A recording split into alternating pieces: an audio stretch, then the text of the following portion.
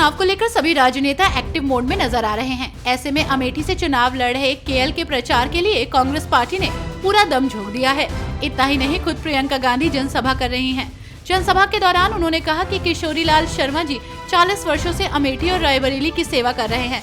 किशोरी जी मेरे पिताजी के कार्यकाल के समय यहाँ आए थे। ये मेरे माता पिता और राहुल जी के प्रभारी भी रहे हैं। प्रधानमंत्री नरेंद्र मोदी आज वाराणसी से नामांकन दाखिल करने पहुंचे।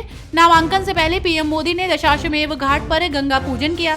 पीएम मोदी ने कहा कि गंगा मैया ने मुझे गोद लिया है। वहीं पीएम के इस बयान पर अजय राय ने तंज कसा।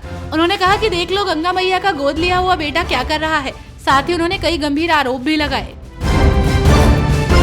जनसत्ता दल लोकतांत्रिक के अध्यक्ष रघुराज प्रताप सिंह उर्फ राजा भैया ने लोकसभा चुनाव को लेकर बड़ा बयान दिया है। राजा भैया अब लोकसभा चुनाव में किसी भी पार्टी और प्रत्याशी का समर्थन नहीं करेंगे। कार्यकर्ताओं और समर्थकों को किसी के भी साथ जुड़ने की छूट दी है। उन्होंने कहा कि कार्यकर्ताओं और समर्थकों को जो ठीक लगे वो फैसला ले सकते हैं।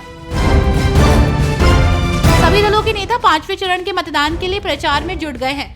ऐसे में आरजेडी नेता तेजस्वी यादव मधुबनी में एक जनसभा को संबोधित करने पहुंचे, जहां उन्होंने नरेंद्र मोदी के अंदाज में भाषण देकर प्रधानमंत्री पर जमकर निशाना साधा। मिमिक्री करते हुए भाइयों और बहनों, ये विपक्ष के लोग अगर सरकार में आएंगे तो मंगलसूत्र छीन लेंगे। जिनके पास 2 भैंस होगा उसके 1 भैंस ले लेंगे। आपके बाप दादा की संपत्ति छीन लेंगे। चुनाव प्रचार के बीच हिमाचल प्रदेश की 4 लोकसभा सीटों पर हिमाचल प्रदेश कांग्रेस अध्यक्ष प्रतिभा सिंह ने जीत का दावा किया है। इसके साथ ही उन्होंने ये भी दावा किया कि मंडी लोकसभा सीट से कंगना रनौत को उम्मीदवार बनाए जाने से बीजेपी के कई नेता कार्यकर्ता निराश हैं। प्रतिभा सिंह ने कहा कि हम हिमाचल प्रदेश में 4 लोकसभा सीटों पर काफी अच्छी स्थिति में हैं। बाढ़ के समय हमारी सरकार ने बहुत ही अहम भूमिका निभाई। पीएम मोदी की एनडीए नेताओं से मुलाकात पर लोक जनशक्ति पार्टी रामविलास के प्रमुख और हाजीपुर लोकसभा सीट से उम्मीदवार चिराग पासवान ने कहा कि पूरा एनडीए एकजुट होकर प्रधानमंत्री के समर्थन में सामने आया है। तो वहीं दूसरी तरफ बटा हुआ विपक्ष है। प्रधानमंत्री के नामांकन के बाद परिणाम ऐतिहासिक होंगे। उन्होंने कहा कि इस बार प्रधानमंत्री नरेंद्र मोदी यहां से जीत का विश्व रिकॉर्ड बनाएंगे। इन दिनों मध्य प्रदेश का सियासी पारा हाई चल रहा है। मध्य प्रदेश की सभी 29 लोकसभा सीटों पर चौथे चरण के मतदान के साथ निर्वाचन प्रक्रिया पूर्ण हो गई है। इसके बाद भी राजनीतिक बयानों की झड़ी लगी हुई है। पूर्व मुख्यमंत्री कमलनाथ ने कहा कि जनता ने कांग्रेस को आशीर्वाद दिया है। जनता ये भी जानती है कि चुनाव के समय कौन गारंटी देता है। कांग्रेस का एक ही सिद्धांत है, प्राण जाए पर वचन न जाए। लोकसभा चुनाव के दौरान झारखंड के पूर्व सीएम हेमंत सोरेन को कोर्ट से एक बड़ा झटका लगा।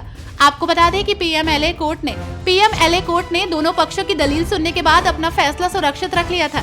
पूर्व सीएम ने 15 अप्रैल को पीएमएलए कोर्ट में जमानत के लिए याचिका दाखिल कर दी थी। लोकसभा चुनाव को मद्देनजर रखते हुए सभी दल सक्रिय हैं। ऐसे में महाराष्ट्र में लोकसभा चुनाव 2024 के लिए 4 चरण की मतदान प्रक्रिया पूरी हो चुकी है। अब 5वें चरण में मुंबई की 6 सीटों पर भी मतदान होगा। मतदान के लिए अब कुछ ही दिन बचे हैं। मुंबई में चुनाव प्रचार अभियान भी तेज हो गया है। कल पीएम मोदी मुंबई दौरे पर रहेंगे। इस दौरान वो मुंबई में रोड शो करेंगे, जिसे लेकर सारी तैयारियां पूरी हो चुकी हैं। जेल से बाहर आने के बाद से ही केजरीवाल लगातार प्रचार प्रसार कर रहे हैं। ऐसे में वो आज हरियाणा में रहे। इस दौरान कुरुक्षेत्र के पिहोवा में दिल्ली के सीएम ने रोड शो करते हुए अपनी पार्टी के उम्मीदवारों के लिए वोट की अपील की है। इस दौरान उन्होंने किसान, युवा, महिला समेत हर वर्ग को साधने की कोशिश की।